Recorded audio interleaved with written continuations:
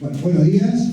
Les agradezco enormemente la invitación, porque para mí siempre es un gusto hablar de estos temas vinculados a la relación que existe entre el cerebro, las neurociencias y la educación.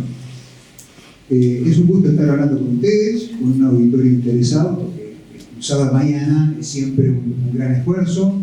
Hay gente que ha venido del interior, me han comentado, que eso hace que el esfuerzo sea aún más ponderable. Y también tenemos la suerte, según también me comunicaban, que hay una cantidad de compañeros docentes que nos están siguiendo desde el interior. Y eso es una ventaja enorme que nos permite la tecnología, el buen uso de las pantallas, en este caso, como mencionaba el doctor Gol, tiene el aspecto positivo también el uso de las pantallas, si lo hacemos de forma adecuada y moderada. De eso también quizás tengamos tiempo para hablar un poco. Voy a intentar ser acotado en el tiempo. Por ahí hay más diapositivas de las que vamos a poder ver, pero bueno, vamos a intentar que las diapositivas sean solamente un apoyo, no sean un corseta y que nos lleven a que tengamos que ver una por una. Bueno, yo siempre tengo acá una diapositiva de presentación de quién soy yo, pero bueno, ya fui debidamente presentado, así que vamos directo a lo que nos interesa. Pienso que si nos tenemos que llevar al recuerdo de una diapositiva, de un diapositivo, yo diría que tiene que ser este. ¿Qué es esto? Es una escultura ¿de qué? De un cerebro. Muy bien. ¿Por qué no les puse directamente la imagen de un cerebro? Vamos a ver alguna, si tenemos el tiempo de verla y analizar un poco. ¿Por qué elegí esta fotografía? Porque pienso que el énfasis, como educadores que tenemos que tener, está en la comprensión adecuada y permanente de que el cerebro es un órgano social. ¿Qué quiere decir esto que es un órgano social? Que se construye y se esculpe socialmente por la interacción que tenemos con el ambiente. No solamente con el ambiente físico, con el ambiente de los nutrientes, con el ambiente de la glucosa, como decía el doctor Gol, con todas las costumbres que tenemos, sino sobre todo el ambiente social. El cerebro nace con una predisposición para aprender. Lo mejor que hace el cerebro es aprender. A veces no lo pensamos, pero tendríamos que reflexionar por qué la naturaleza puso un sistema nervioso en los organismos. ¿Para qué está el sistema nervioso? En particular, ¿para qué está el cerebro? ¿Para qué sirve? Básicamente, para recibir información y para movernos. Eso es lo básico. La evolución, que eso saben algunas cosas ustedes, generó otra serie de cambios y de modificaciones.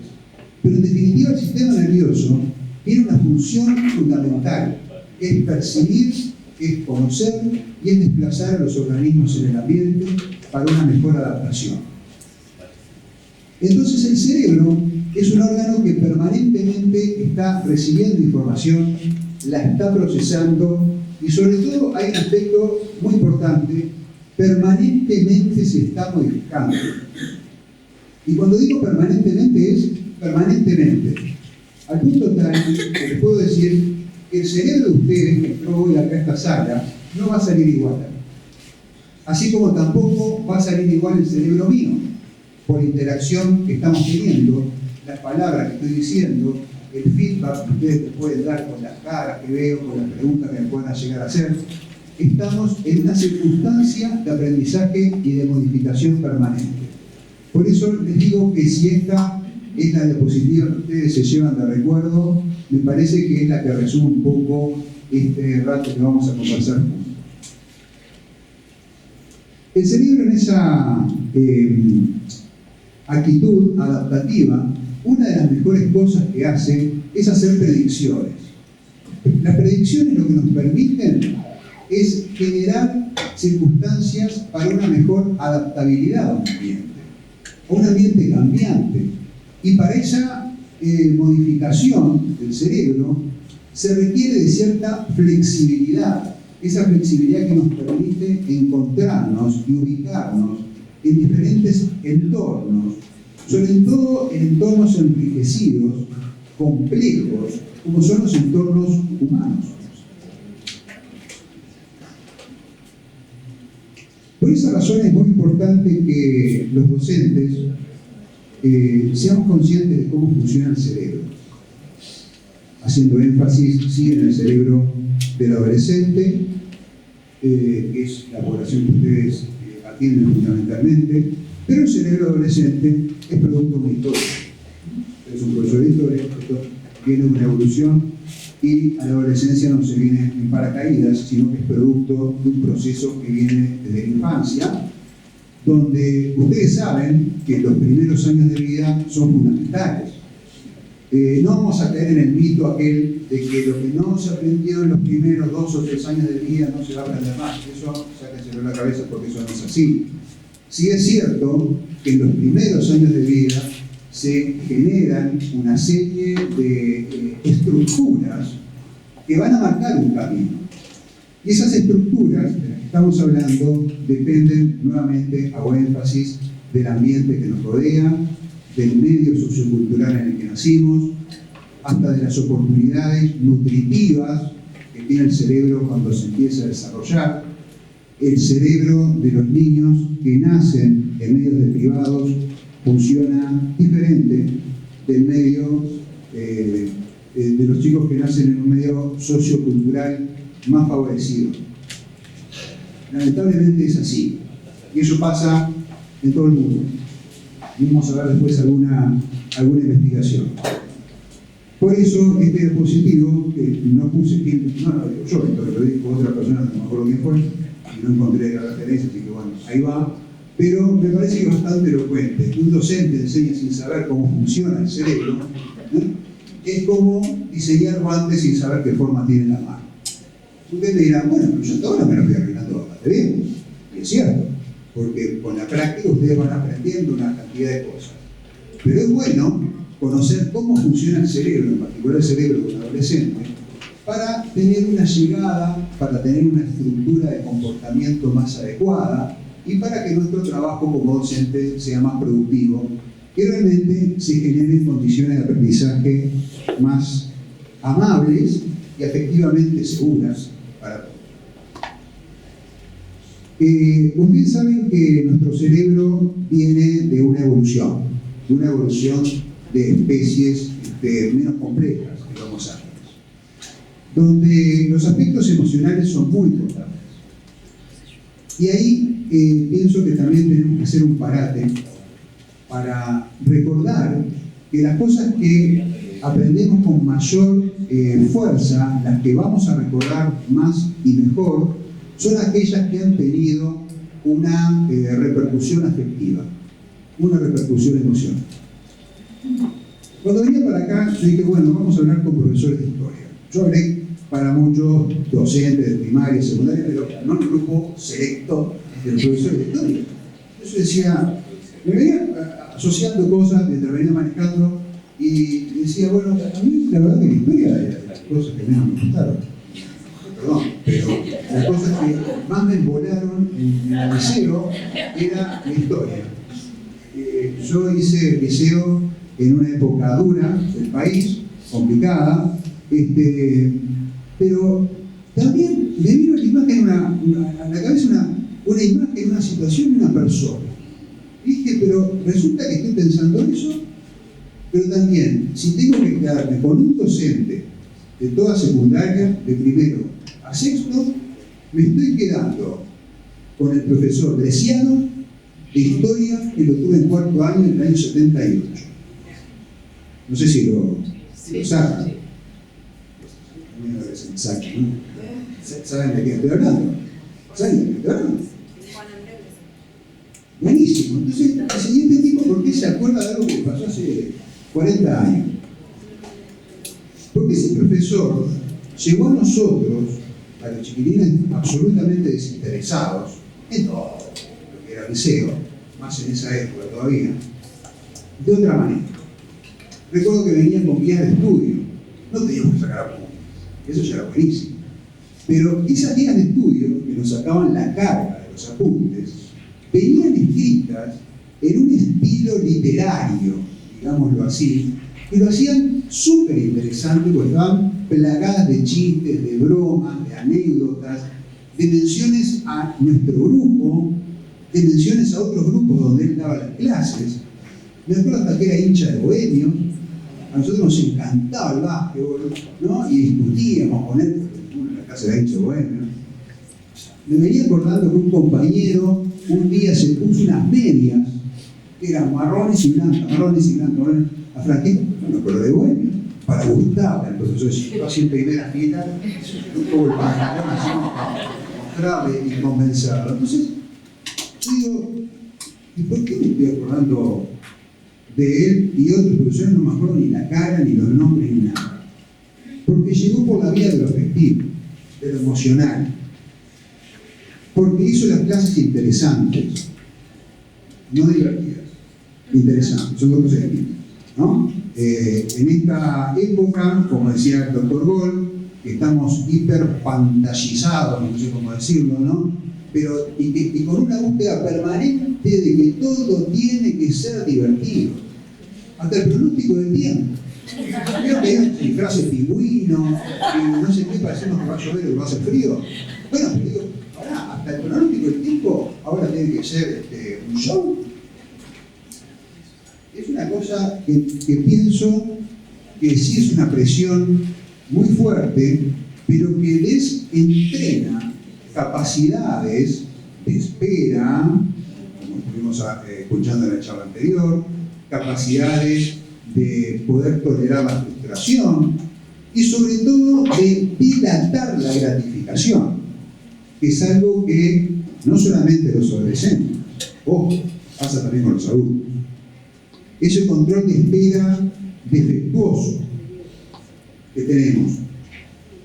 Fíjense, no sé si lo han observado, a veces van pasando cosas que van mostrando un cambio y no nos damos ni cuenta. Cuando yo era jovencito, a nadie se le ocurría entrar a un supermercado, agarrar un paquetito de papas chips o lo que fuera y entrar a comercializar dentro del local, ¿no? Ahora en el local dicen, señor cliente, por favor, no consuman los productos del comercio dentro del local. O sea, la gente se ni espera a ir a la caja a pagar y después comercializar. Ustedes han visto en los supermercados el nenito va dentro del carrito y la mamá le va bajando Coca-Cola, chisito, cositas, y le va pum pum, le va poniendo al nene, ¿no? Gratificación inmediata. Entonces, el control de espera, el control de los impulsos, que es otro tipo de control, se aprende. Eso es lo que les quiero decir. Venimos con una dotación genética. El cerebro viene con una estructura que nos permite aprender una serie de cosas. Por ejemplo, hablar. Venimos diseñados para desarrollar lenguaje, pero va a ser solo en un contexto lingüístico que nosotros vamos a aprender a hablar. Y ya sabemos la forma de hablar que tienen los distintos contextos lingüísticos. Y la importancia, que también se mencionaba en la charla anterior, del lenguaje como regulador del comportamiento, y regulador del pensamiento, regulador de los impulsos. ¿Qué aprendí de historia de Beresiano? Bueno, no me acuerdo muchas cosas, pero lo que sí me acuerdo es que él hablaba, en esa época compleja, hablaba de marxismo. Y hablaba, nos enseñó lo que era la diferencia con el capitalismo. Nos habló del proletariado, nos habló de la plusvalía. Es esto, ¿no? Pero ¿por qué lo recuerdo tanto? Por el impacto afectivo. Si ustedes se ponen a recordar, ahora ya no al liceo de la escuela, tomen en la escuela cuando pasamos, 7 años, 8, ¿no? 6, 7, ¿no? Bueno, más o menos. Algunos repetimos, algunos más. Pero ¿qué nos acordamos en la escuela? En los momentos que tuvieron un impacto afectivo. En los recreos, si fuimos a la escuela pública, estamos media hora. Pero el 70% de los recuerdos son de recreo. ¿Y por qué? Y porque esos son los espacios que quedan grabados, porque tienen un impacto afectivo. Entonces tenemos que ver de qué manera entrar por el lado del cerebro donde lo afectivo tenga significatividad en los aprendizajes. No estoy diciendo hagan las clases divertidas. Hacer las clases con significado y con sentido, es otra cosa.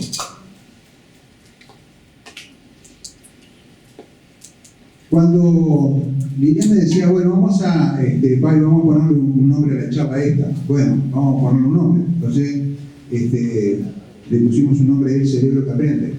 Una cosa era bastante obvia, ¿no? Aprende a aprender.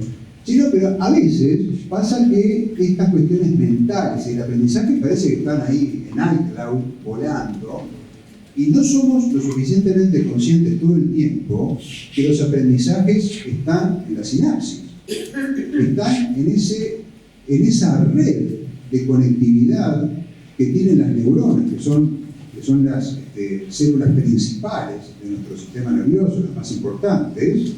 Hay otras, pero otras son como las más relevantes, y ahí están arraigadas nuestros recuerdos y nuestros aprendizajes. Pero no depende solo, de vuelta a lo del principio, no solamente esta cuestión de cerebro y de biología. El aprendizaje es algo muy complejo que depende de una multiplicidad de factores. Y pretender que las neurociencias, en particular la neuropsicología, que es a lo que me dedico, vaya a solucionar los problemas y vaya a dar recetas uno a uno a los educadores, si esperan eso, vamos por el mal camino. Porque esto del aprendizaje y la relación con la neurociencia es una construcción de todos. Y lo estoy diciendo no porque quede bonito, sino porque realmente creo que es así. Los neurocientíficos que trabajan y trabajamos en estas cuestiones, no podemos dar una respuesta cabal a las soluciones del aula del día a día. Hay un puente que hay que construir y que se está construyendo y que cada vez estamos más cerca de lograrlo. Pero ustedes tengan en cuenta que del cerebro tenemos una cantidad de noticias hoy que no las teníamos hace 20 años. En los últimos 20 años, en neurociencias, se avanzó lo que no se avanzó en toda la historia de la humanidad. O sea, recién estamos entrando a lo que es el conocimiento de cómo funciona ese kilo y medio que tenemos acá dentro del cráneo y que genera una cantidad de cosas y que gobierna nuestra vida. Cuando pensamos en esos puentes, ¿no? Como decíamos recién, siempre queremos considerar un puente que es entre lo biológico y lo psicológico. ¿Dónde está ese eslabón perdido? Es una pregunta que los neurocientíficos se siguen haciendo y siguen intentando buscar ese puente que yo no sé si algún día lo van a encontrar, porque realmente es un eslabón complejo. Yo pienso que el cerebro produce mente, lo digo de una forma simple y sencilla. La mente es el producto del funcionamiento del cerebro, básicamente. Así como la digestión es el producto del aparato digestivo. Es una forma de entenderlo. Para quitar un poco esa problemática de dónde está la yunta entre una cosa y otra, cómo es que un funcionamiento eléctrico, químico, de proteínas que están codificadas por genes, producen, por ejemplo, lenguaje, producen emociones, producen reflexiones. Esta frase, acá se tengo aquí en la dijo Francisco Mora: la mente es el tejido cerebral cosido por los hilos del tiempo. Es una frase un poco poética, pero muestra que lo mental no es solamente biológico. Lo mental se construye en una historia personal, en una historia social, en un contexto. Las sinapsis no están determinadas solo genéticamente, sino que a su vez también se van a construir o deconstruir en función de las experiencias que tengamos. El cerebro, bueno, es donde los que estamos en estas cosas, bueno, hacemos el foco y nos parece como lo más importante, así como el otro ritmo será otro sistema de nuestro organismo. Pero fíjense que nuestro genoma, que es toda la información que viene genéticamente determinada de nuestros padres, y la mitad de esa carga genética incide de alguna manera en la estructuración del cerebro. O sea, debe ser un órgano muy importante, ¿no? donde la mitad de la información genética va a tener incidencia sobre nuestro funcionamiento cerebral y la estructuración del cerebro. No vamos a hablar de la embriogénesis y cómo se forma el cerebro a partir del embrión, bla, bla, bla, porque eso llevaría mucho tiempo. Pero es una magia realmente cuando uno estudia estas cosas y es sorprendente realmente que no sucedan más errores de los que vemos que suceden. Es mágico realmente que suceda que esto funcione bien. Vamos a seguir un poco por esto que estuvimos hablando. ¿Ya?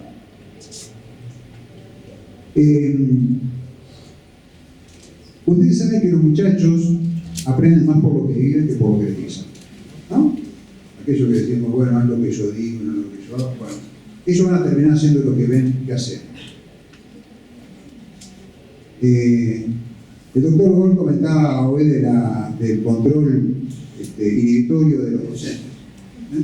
Si yo le digo al muchacho, quédate tranquilo, callate la boca, no grites más, es una cosa bastante psicótica, ¿no? Bastante desestructurante. ¿De qué manera yo puedo transmitir calma, paz, bajar 3 cambios cuando el que está sacado soy yo? Ojo, miren que yo a ustedes los admiro, a los docentes y a las maestras los admiro, ahí. Otros dirán, sí, pero vos te pasaste, sí, claro. Cada uno lo que le gusta, ¿no? Pero realmente estar delante de un grupo de 15, de 20, a veces de 30 o capaz que más, adolescentes, dormidos, mal comidos, desinteresados e impulsivos, pero, chicas, chicos, alguien lo tiene que hacer. Alguien tiene que hacer.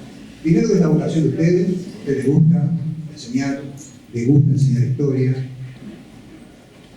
Y el gusto por la historia lo van a transmitir con la pasión por la historia.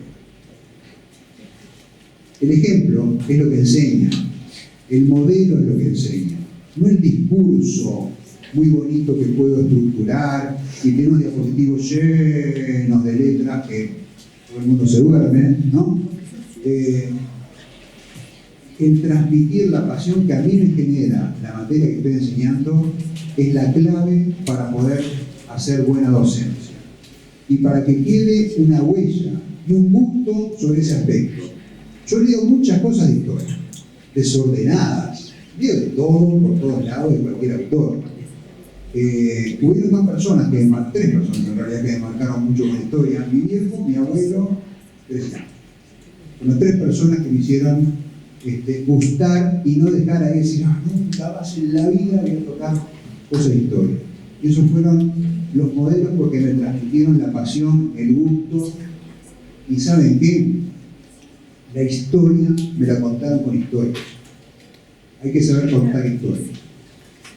Hay que saber bajar a tierra con cuestiones reales, concretas, auténticas, que hayan sucedido más allá del discurso de fechas, nombres, lugares, causas, no sé si ahora sigue igual, pero antes eran causas y consecuencias de pantallas, yo qué sé, ¿no? A mí me hacían evaluar así, ¿no? Ahora dice, ¿sí igual? No. A mí era así, era todos los años era igual, yo ya sabía que era causa, porque no podía, te olvidaba de alguna, no sabía mucho, marchaba, ¿no?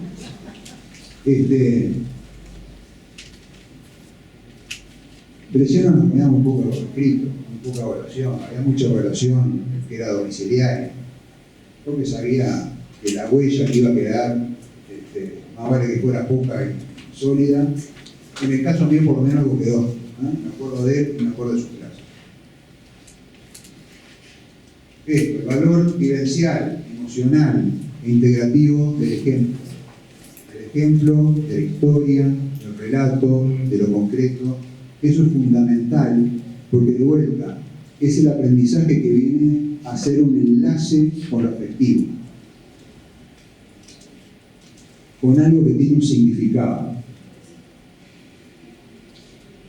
Esta maraña de cerebro, aparece ahí, ¿no? Es un trevero. Cuadro, ¿eh? Pienso que muestra bastante bien cómo funciona nuestro cerebro. Nuestro cerebro se ha aludido en psicología cognitiva a compararlo con una computadora. Han escuchado esa metáfora, la metáfora computacional, le dicen, ¿no?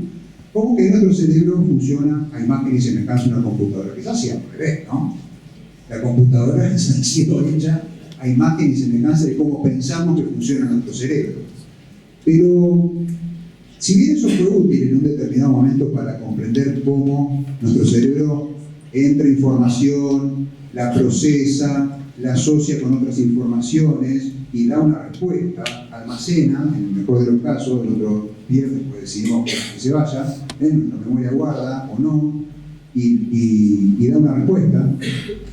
Eso fue útil en un momento determinado.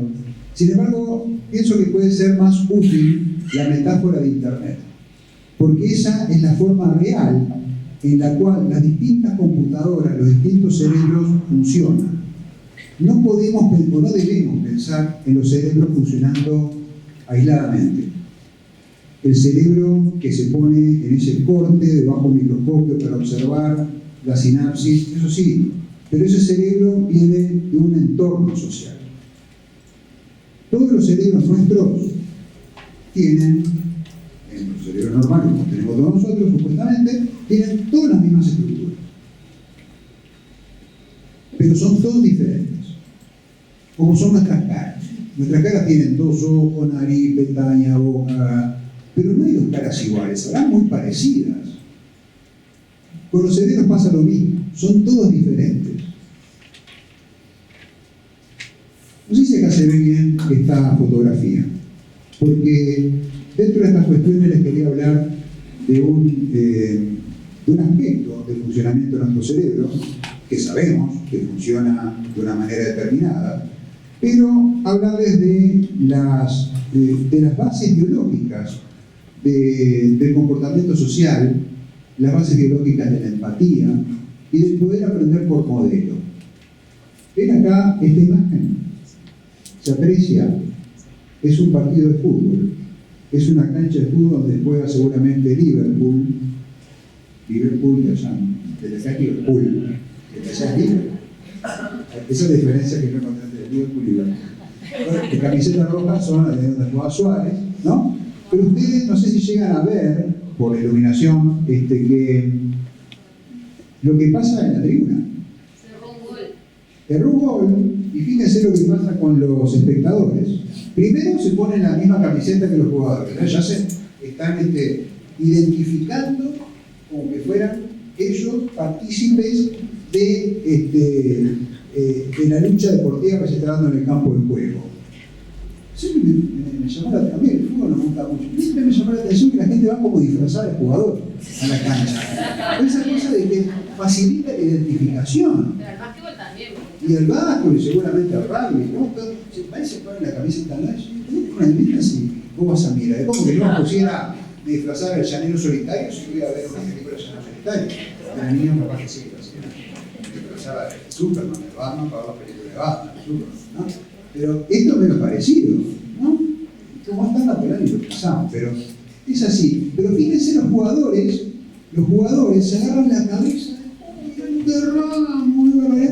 Pero también toda la tribuna están haciendo lo mismo, parecemos bonitos. Somos chimpancés imitándonos entre nosotros y viviendo lo que viven otros. ¿Cómo decir, este tipo que le importa que estos hayan agarrado uno? Es como si yo pretendiera que este señor esté preocupado de la vida familiar de este otro señor. No saben ni quién es. Pero acá hay uno que está contento, de camiseta amarilla y levantando la mano. Ese debe ser uno que está colado del otro cuadro. De los rivales, ¿no? Acá hay alguno, ese me llamó la atención. No sé si lo ven. Sí. Por ahí uno está contento. No sé cómo no lo matan, Pero está, pero lo importante era esto, ¿no? Esto, en la década del 90 se encontró que existían un grupo de neuronas que funcionan de una manera peculiar. Son neuronas que les dieron la denominación neuronas espejo, o neuronas en espejo. Que son neuronas un grupo de neuronas que se descubrieron inicialmente en la corteza frontal, que tenemos acá adelante, que fue diseñada por la naturaleza para coordinar, organizar y ejecutar el movimiento, y después la evolución fue llevándolo a que ese lugar fuera el lugar donde se gestionan las funciones y las habilidades de mayor complejidad del ser humano, pero inicialmente la naturaleza no la diseñó para eso. Así como no diseñó ningún lugar en el cerebro para leer. ¿No? ¿Hace cuánto leemos?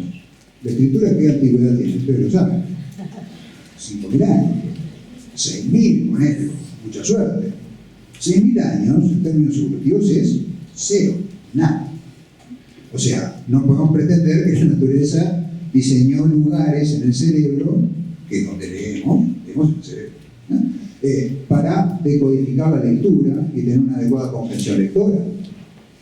La lectura, como tantos inventos que hemos tenido a lo largo de la humanidad, de la cultura, se vienen a asentar en funciones que el cerebro las dedica a otras cosas.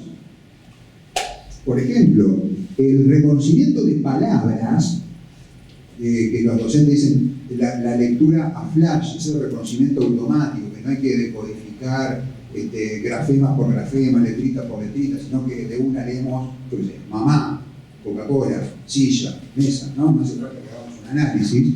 Está sentado en un lugar del cerebro que la naturaleza sí lo diseñó, ¿saben para qué? Para reconocer caras. Reconocer caras. Hay un lugar en la corteza temporal, que es una corteza que está detrás de la sien, como atrás de la oreja, digamos, ¿no? Que se ocupa de reconocer caras. Distingue caras amigas de enemigas. Distingue lo que es una cara de lo que no es una cara. Puede distinguir, empezar a distinguir qué intenciones tiene el sujeto que tiene esa cara. Eso sí es importante para sobrevivir. Yo quiero reconocer cuál es la cara de mi tribu de la cara que no es mi tribu, porque esa puede traer un peligro. Curiosamente, ese es el lugar donde se asienta el reconocimiento de palabras. Entonces, la cultura ha usado lo que se llama en neuropsicología la reconversión neural o reconversión neuronal, que es la utilización para nuevas habilidades que no estaban diseñadas antiguamente, pero sí la cultura exige que funcionen de alguna manera. Entonces, volviendo a las neuronas espejo, se encontraron en un laboratorio en la Universidad de Parma, en Italia, haciendo unas investigaciones acerca de la organización del movimiento en monos. Le habían colocado unos electrodos en una región de la corteza frontal que va a organizar y ejecutar el movimiento, una corteza que se llama premotora, para ver cómo eso funcionaba cuando el monito hacía determinadas cosas. ¿Ok? Y un día, esas cosas que se descubren por casualidad, uno de los investigadores que formaba parte del equipo fue y tomó un objeto. Se discute si fue una taza de café o si fue lo mismo que el monito estaba agarrando. Y cuando va el investigador agarra eso, al monito se le activa esa región del cerebro. Primero pensaron que era una falla del aparato. Después se dieron cuenta que no. Que se activaba esa zona del cerebro no solamente cuando el monito hacía la acción, ejecutaba la acción, sino cuando observaba que otro monito, humano en este caso, ejecutaba la misma acción. Por eso se llaman neuronas espejo. Un descubrimiento, una cosa que no estaban buscando, me pareció, pero como dijo, creo que fue Pasteur, la casualidad favorece a las mentes preparadas. ¿Qué quiere decir esto? Que ese descubrimiento en otras personas que no les interesaba eso, se le activó el monito y decía, ¿qué es eso? ¿No? El pito ahí de la madre está ahí, y seguía haciendo sus cosas, no le daban bolilla. Pero realmente para ese equipo tuvo un significado porque estaban preparados para recibir esa casualidad. Y hay múltiples ejemplos, Fleming, etc. Encontraron cosas por casualidad, pero las encontraron porque estaban trabajando en eso también. Y esta es la base, siguieron pensando,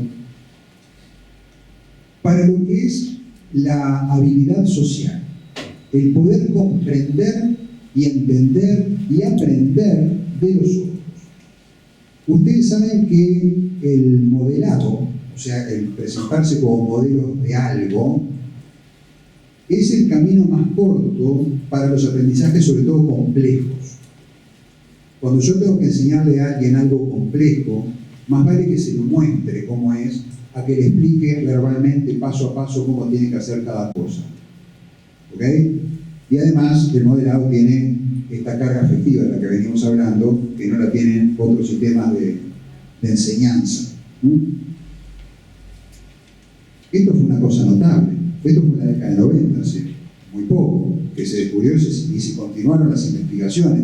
Primero lo encontraron en monos y se suponía que esto también pasaba en humanos. No había por qué pensar que no, pero no se podía probar porque, por cuestiones éticas, no se puede agarrar el cerebro de un humano, o no se debe agarrar de un humano, hacer un agujerito, pum, meterle microelectrodos, o yo qué sé qué. Esas cosas se hacen a veces, que se estudia el funcionamiento directo del cerebro con microelectrodos que registran la señal eléctrica de determinados grupos neuronales, en pacientes que por otra razón tienen que tener esos microelectrodos ahí, por ejemplo, para pescar la actividad epiléptica en algunos pacientes que no han respondido al tratamiento farmacológico, y como alternativa queda la cirugía de la epilepsia.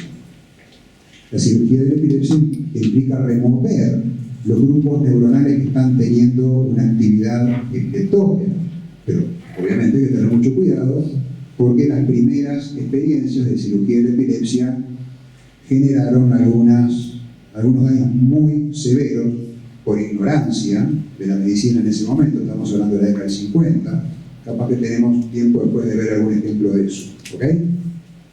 Entonces, salvo circunstancias así, en un humano no se puede poner esto que se ponía en los monitos. Pero después, por suerte, las técnicas de imagenología, esas que nos permiten observar al cerebro sin tocarlo, de una manera no invasiva o escasamente invasiva, inclusive técnicas de imagenología que permiten observar el cerebro en acción, el cerebro funcionando, donde se observa qué regiones del cerebro están teniendo, por ejemplo, un consumo mayor de glucosa ante una actividad determinada. Y eso hace suponer que si esa parte del cerebro está consumiendo mucha más glucosa que otra parte del cerebro, debe ser ese el lugar donde ese gobierno se gestiona tal o cual acción. Esto no solamente sirvió para comprender cómo funciona nuestro cerebro cuando observamos acciones, o sea, movimientos de otros para poder vibrar con ese movimiento y activarse de esa manera también.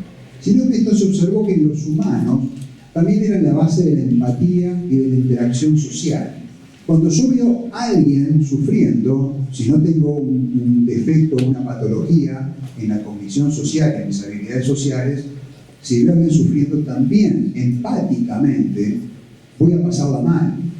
¿Ok? Eso se siguió avanzando en los estudios. Ustedes saben que tenemos una serie de lo que se llaman emociones básicas, ¿no? Sí, básicas. Una de ellas es el asco. El asco es emoción básica que comienza a ser así. Por ejemplo, ante un olor desagradable, el olor a podrido, la visión de algo, de un cadavérico, nos genera asco. Ahí ven la función de supervivencia que tienen las emociones. Las emociones no son ni buenas ni malas, serán agradables o desagradables, pero todas son positivas. El miedo, el asco, el enojo, por ahí tenemos la alegría, para levantar un poco el ánimo, porque vienen todas, ¿no? La tristeza, ¿no? Son todas, uno dice, che, opciones, ¿no? Nos pusieron otras más divertidas. No, todas son buenas, porque todas están a favor de la supervivencia. Y el asco, por eso se lo mencionaba, se encontró el lugar donde están las neuronas en espejo que generan un sentimiento de asco, y están también por ahí, por la corteza temporal, en un lugar que se llama la ínsula, que es como más interno de la corteza temporal, que se activaba tanto cuando se les ponía a los participantes de la investigación un olor muy desagradable, así como también cuando veían fotografías de personas que sentían asco. O sea, ellos no tenían por qué sentirlo, pero veían a alguien que sí lo sentía. Les ponían distintos olores. El peor, ¿saben cuál era? El huevo podrido. Ese es el que genera, de lo que encontraron en la investigación, les estoy comentando, el asco más grande de todos los ascos, ¿no?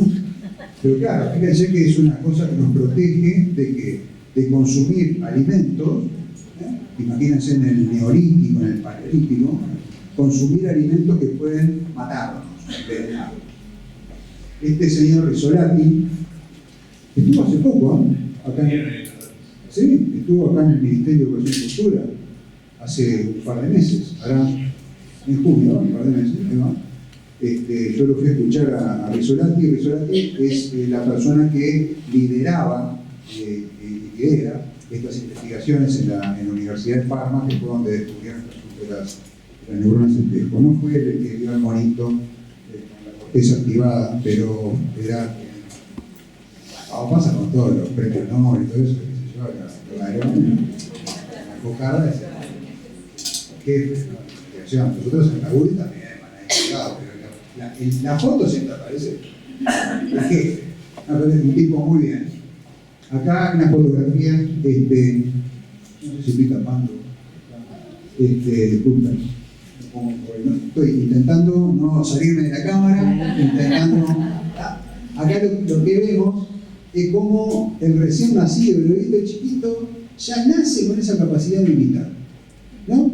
Le hacemos carita y el tipo va, estos pasa en cualquier cultura, en cualquier lugar, en cualquier época. O sea que ya nacemos con esa capacidad de imitar. Y esa capacidad de imitar es la que los docentes tenemos que tener en cuenta cuando decimos tenemos que dar ejemplos, tenemos que mostrar el modelo, tenemos que ser nosotros quien moldeemos y modelemos lo que queremos generar en los alumnos. Entonces, un dato interesante que vamos sacando acá, que la diferencia no está tanto sí está en la estructura de los cerebros en las distintas especies. Ya perdemos mucha diferencia cuando estamos analizando los cerebros de los homínidos, de los monos, de los chimpancés. La clave de la diferencia está en el plano de la construcción social. ¿Qué es lo que ha ido generando y tejiendo esos hilos del tiempo? ¿Qué es lo que ha ido generando esa sinapsis?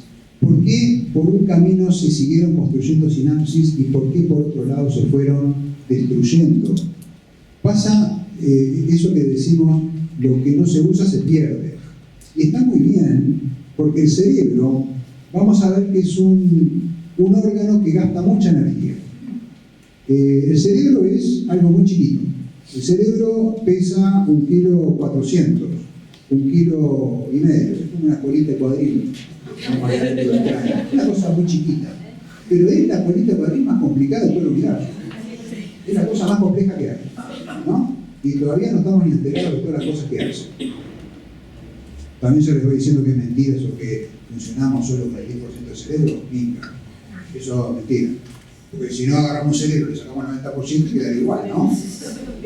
No los animo a que hagan eso porque realmente no es así. Entonces, hay mucho mito con respecto, neuromitos, que son mitos vinculados a lo neurológico y al cerebro, Entonces también tenemos que tener en cuenta otro atributo fundamental que va de la mano de todo esto que estamos hablando, que se llama plasticidad. La plasticidad es un atributo que tiene nuestro cerebro.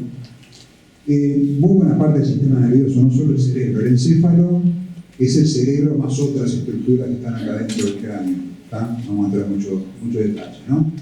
Y esa posibilidad de modificarse, que viene a partir de esa capacidad que llamamos la plasticidad, es la base del aprendizaje. Es la base de la habilitación y de la rehabilitación. Cuando hacemos, por ejemplo, una psicoterapia, los psicólogos estamos cambiando el cerebro de las personas. Aunque no lo sepamos, aunque no tengamos la intención de hacerlo, se modifica, porque se está aprendiendo. Psicoterapia del tipo que sea. No estoy diciendo una corriente u otra.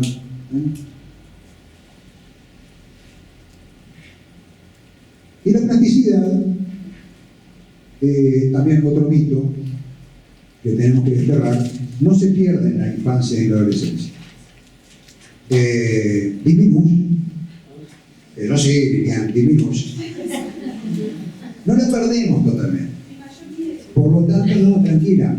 Porque hay muchas cosas que perdemos. Perdemos plasticidad y perdemos muchas neuronas. Neuronas perdemos. Después de los 25 o 30 años empieza la cantidad de neuronas. Pero hay que abrir la esperanza. Que lo que no necesariamente perdemos son sinapsis. Es más, construimos muchas. Y seguimos aprendiendo muchas cosas después de los 25, de los 30, de los 50 y de los 90. Podemos aprender toda la vida. ¿Ok? Hay cosas que van vinculadas a lo que llamamos periodos críticos o ventanas de oportunidad, que son edades que marcan como ciertos mojones para aprender ciertas cosas. Por ejemplo, otro idioma, ¿no? Pero uno pone ahí la barrera a los 7 años, más o menos, 6-7 años de edad del niño, pero eso no quiere decir que una persona que tenga 40 años no pueda aprender el idioma. De pronto lo que pierde o le cuesta mucho adquirir es la entonación, la prosodia adecuada del idioma como si fuera un nativo. Un chiquito de 4 o 5 años puede llegar a hablar como un nativo de otro idioma donde no nació. Los adultos ya nos va a costar bastante más. Pero eso no quiere decir que no vamos a aprender. Seguimos aprendiendo toda la vida, a pesar de que perdemos muchas neuronas y mucha capacidad de plasticidad. Lo que pasa es que los seres humanos, ustedes saben que vivimos mucho tiempo, capaz que más de lo que permitiría la naturaleza. Compañero, ¿qué preguntar? Perdón, para que te interrumpa. Claro. Ahora que hablaste de los neuromitos, ¿es real eso de que las neuronas supuestamente se regeneran o es parte de la mitomanía? Otra mitomanía, muy bien tu pregunta, porque esa es otra esperanza que tenemos. Hasta que yo por lo menos hice biología en el liceo, estamos hablando del año 80 por ahí, se planteaba enfáticamente que nacías con una cantidad de neuronas y lo único que te quedaba en la vida era perder neuronas. O sea, tu vida era una pérdida diaria de miles y miles y miles de neuronas y parecía como que ibas a llegar, no sé, a los 40 años con el hueco acá adentro, más o menos. No, hay una esperanza. La esperanza es que se encontró que fabricamos alrededor de 800 neuronas por día los adultos. No es mucha cosa, 800. Pero, prefiero 800 por día. De que día tenemos 800 más. O valor. Es un mito que no fabricamos más neuronas. Es lo que se llama la neurogénesis. La neurogénesis se descubrió fundamentalmente que en un lugar aparece ser muy activa. Y es una región que está vinculada, otra vez volvemos al lóbulo temporal, una región que se llama hipocampo. Hipocampo porque tiene forma de caballito de mar. Y los anatomistas de la época eran muy poéticos, les gustaba poner nombres lindos y artísticos a las cosas que iban encontrando en la anatomía, o sea, el cerebro de otras partes. Bueno, ¿no? Bien, y esa parte del hipocampo es una región que es fundamental para la memoria y para el aprendizaje. Todo lo que aprendemos pasa por el hipocampo. Entra por las vías sensoriales que tienen que estar, la visión, la audición, el tacto, lo que sea, la vía perceptiva que sea, y de alguna manera va a llegar a esa región y se empieza a gestionar. Mucha de esa información se va, se pierde como en un colador. Una función de la memoria fundamental es olvidar. La memoria tiene que elegir qué guardar y qué no puede guardar todo. Hay cognitivistas que sostienen que tenemos una capacidad de memoria a largo plazo casi que infinita, que podemos tener ahí guardadas cosas que no estamos enterados. Puede ser cierto, pero el asunto es que parte de la función de la memoria es olvidar. Ustedes conocen el cuento de Funes, el memorioso. El memorioso, ese cuento de Borges, creo que era un peón salteño acá, de Salto, ¿no? Que no olvidaba nada, recordaba todo. Era un infierno la vida de ese personaje. Los que no leyeron eso y les gusta esta cosa, lo encuentran en internet, ahí está para la lectura. La función del olvido es fundamental para aprender. Porque cuando olvidamos estamos conceptualizando, separando la paja del trigo, haciendo una poda de lo que es accesorio y de lo que es relevante. Y el hipocampo, por casualidad, es el lugar donde se encuentra la mayor producción de nuevas neuronas. Por algo será, ¿no? Que ese lugar es el que tiene que ver con los aprendizajes. Los adultos seguimos generando neuronas, sobre todo si hacemos ciertas cosas importantes para hacer. Y esto es bueno para los adolescentes y para nosotros. Ratoncitos, para variar tenemos... ¿Hasta qué hora tengo yo? 4:20. 4:20, sí, para no sacarle mucho tiempo a la compañera, a la conferencista que sigue.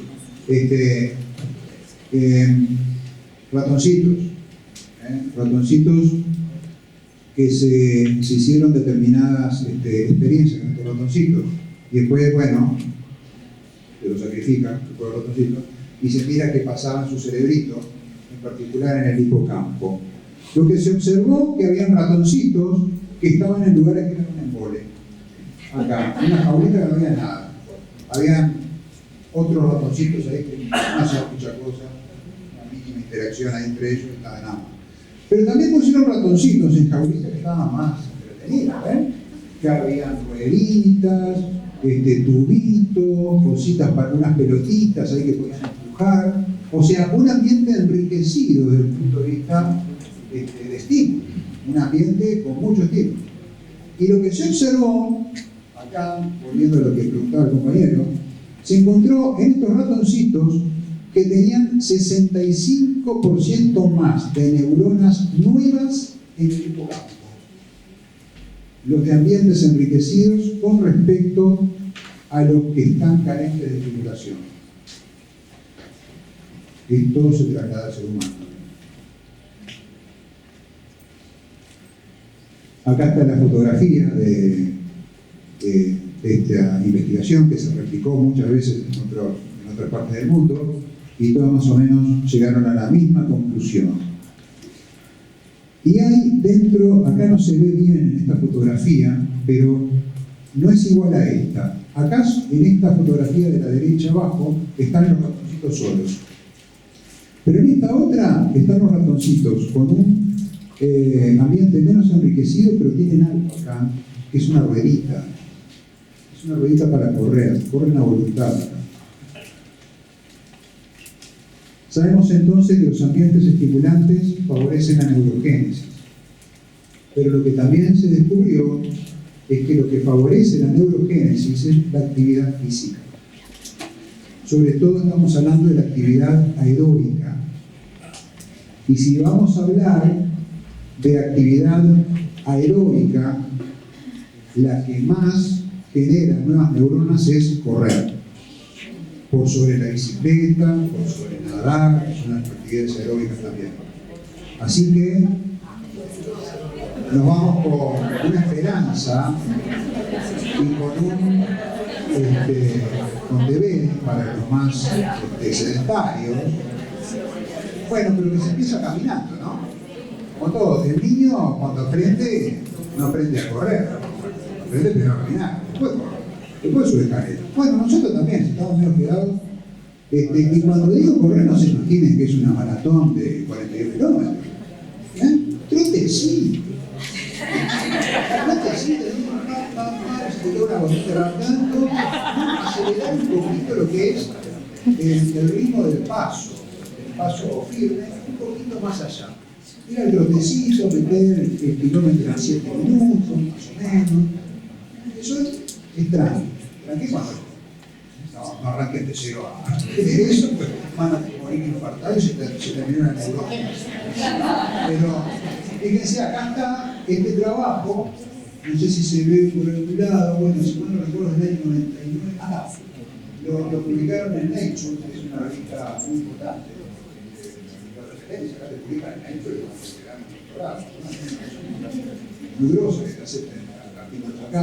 Y acá está cómo el correr incrementa la proliferación de células y la neurogénesis en el giro dentado de los ratoncitos adultos. El giro dentado es una parte del hipocampo. ¿No? Lo importa el hipocampo. Y acá, no sé si en esta fotografía se ve también, acá están los ratoncitos controles, el pedacito hipocampo que se estudió, con estas manchitas más oscuras son las nuevas neuronas. Y acá en los controles vemos muy poquitas neuronas. O sea, quedarse sentado también tenía neurogénesis. ¿Ah? Para darles ánimo. Pero se salen a correr, los runners. Miren la diferencia. Es enorme. O sea, esto no es chiste, no es cuento. Esto es así. Acuérdense de una cosa, lo que es bueno para el corazón es bueno para el cerebro. Si dudan de qué será bueno para mi cerebro, digan, bueno, a ver, ¿qué es bueno para mi corazón? Actividad física, una dieta saludable, lo que decía el doctor Gold, una buena higiene del sueño, lo que es la cantidad de horas adecuadas y a las horas adecuadas. Porque los adolescentes dicen, no, yo duermo como 9 horas.